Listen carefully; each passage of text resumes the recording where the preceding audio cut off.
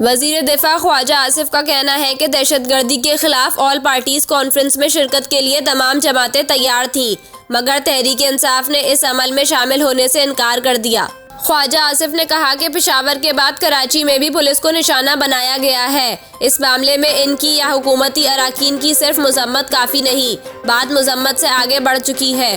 Police को soft target समझकर निशाना बनाया जा रहा है। वजीर दिफा का कहना था कि दहशतगर्दी के खिलाफ ऑल पार्टीज कॉन्फ्रेंस में शिरकत के लिए तमाम जमातें तैयार थीं, मगर तहरीक इंसाफ ने इस अमल में शामिल होने से इनकार कर दिया। इस वजह से कौमी इत्तेफाक राय पैदा नहीं हो सका।